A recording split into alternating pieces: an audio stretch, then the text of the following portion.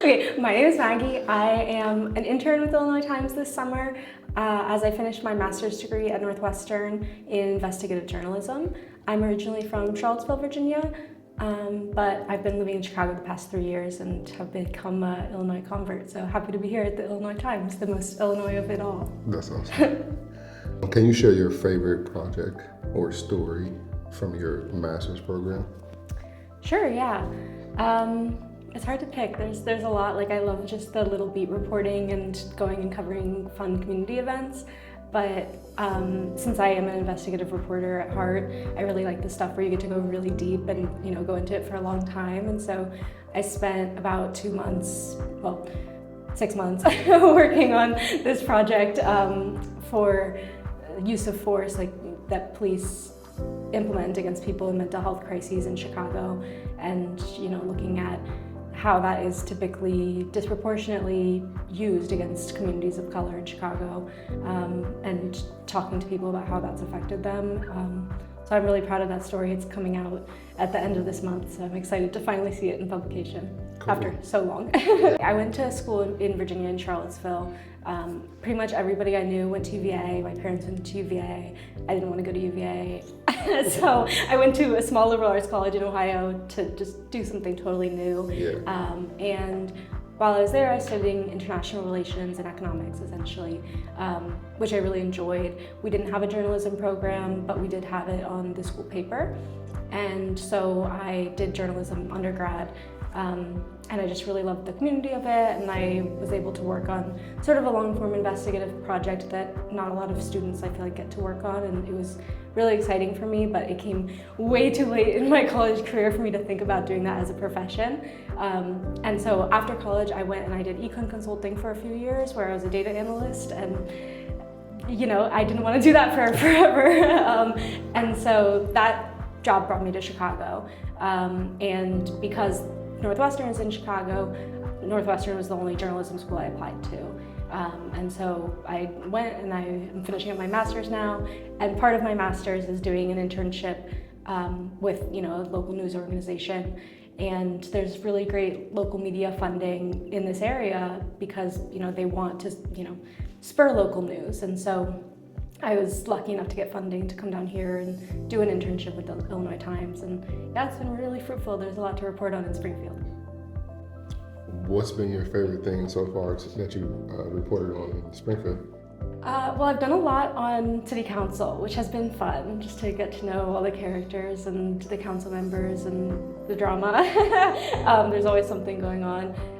But I've also really enjoyed reporting on things that are outside of my comfort zone. Like, I have been trying to do some reporting, hopefully it'll come to fruition before I leave, on CO2 storage project, which I've never done environmental reporting before, so that was exciting. And then I also have really enjoyed any kind of housing reporting here in Springfield. There's obviously so many housing issues, and so it's obviously, housing is something that's so personal and so important to people's daily lives that when something's wrong in your housing, you're going to feel it very intently. And so reporting on that always feels like it's something that's important to people's lives.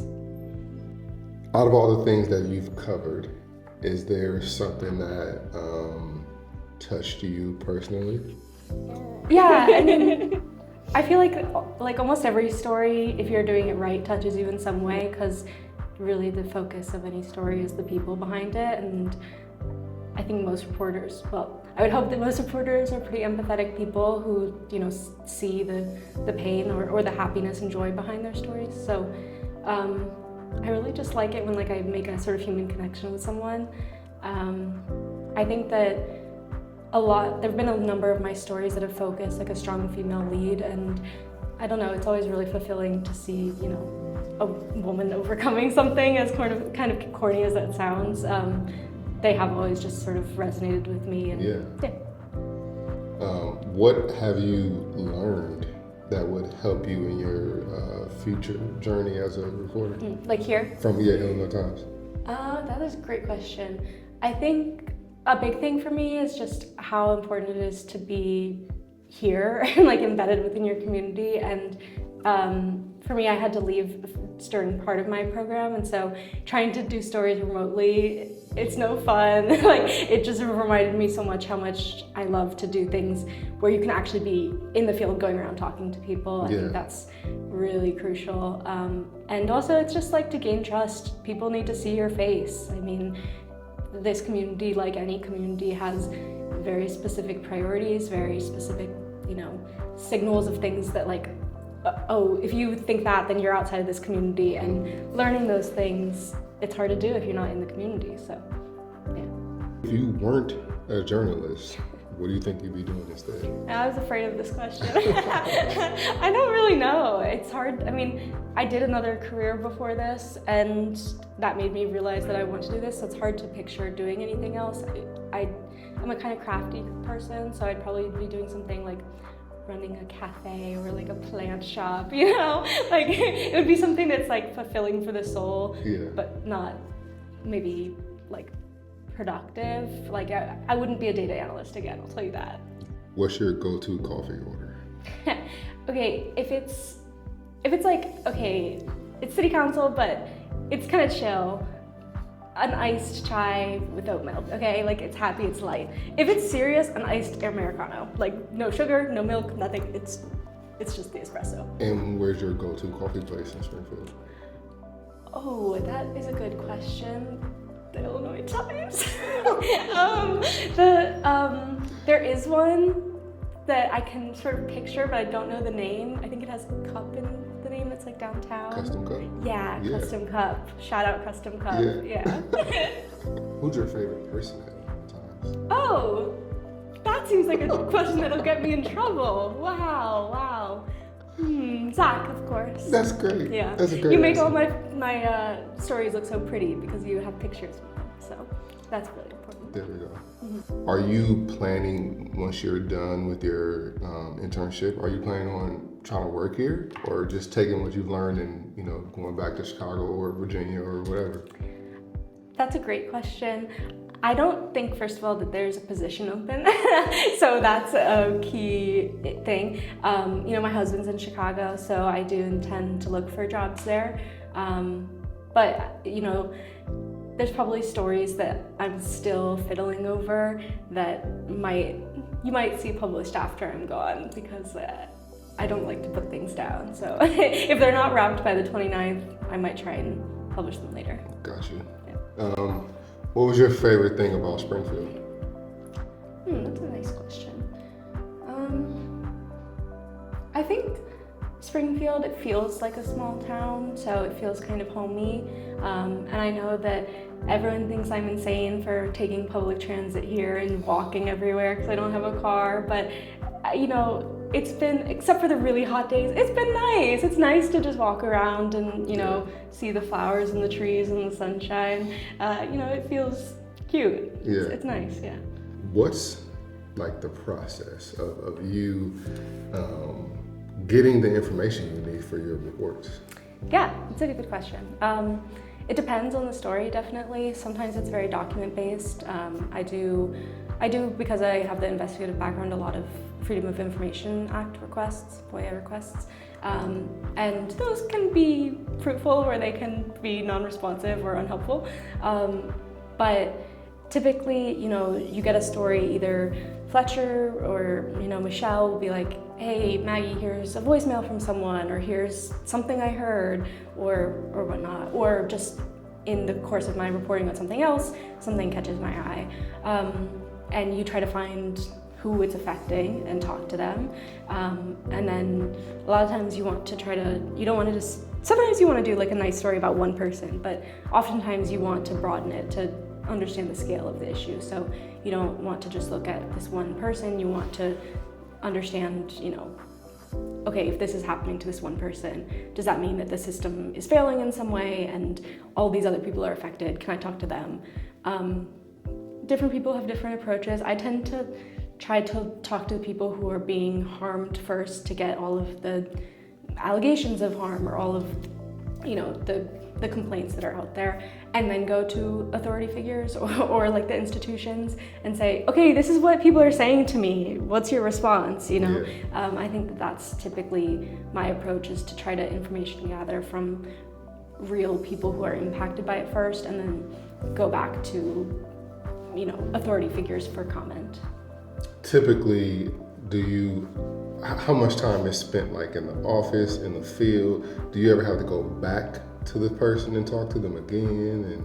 Yeah, I did that today because, yesterday I went and interviewed somebody for comment on the city council meeting, and then they passed the ordinance and with an amendment, and the amendment wasn't what we talked about, so then I need to go back and get a new comment, right? So, you're always following up, and I think that's a good part of sort of source. Following up with people is a good sort of source management thing anyway. Like you don't want to go in and just use somebody one time and then leave, in my opinion. It's good to have sources who you kind of curate and have personal relationships with. So then they will call you up and say, hey, I got a story for you, or, then you can go back to them in the future. So you're definitely going back a lot. In terms of the day-to-day, it depends as well.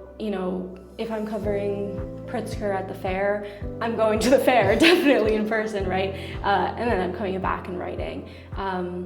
Sometimes we'll do a good amount of pre-writing before, and then you're going out and getting different interviews. So some days I spend a lot of the day at my desk, some days I spend almost none of the day at my desk. Just depends on the story. I don't want to say myth, but what's something you want the public to know about what you do? I think the biggest myth with journalism is that the people behind journalism are objective. Nobody's objective. When you write a story, the way you frame it, who you give the most space to on the page is going to be reflective somewhat of how you think about it or your own personal beliefs or views. And for many years, journalism has tried to pretend that that's not the case and be like, no, we're objective 100%, like objectivity is the goal. And I think that objectivity is just a myth. And so the best thing that we can do is recognize our own biases when we're reporting the news and just try to be mindful of them and try not to let them dominate our reporting, but objectivity is a myth, and hopefully you resonate with what we're telling you. Yeah. Okay. Is that okay? Yeah. If you were to tell a young journalist starting out, what advice would you give them? That is a good question. I'm trying to think about all the advice that other journalists have given me. I think the best advice I have for a young journalist is just to question everything. Don't take anything as given. If somebody says this is why it's happening, that can be the reason why they say it's happening, but that doesn't necessarily mean it's the reason why it's happening. And if you're a good journalist, you'll question that to get to the real facts and not just take whatever, especially authority figures, are telling you as true. That's awesome. Good. Okay.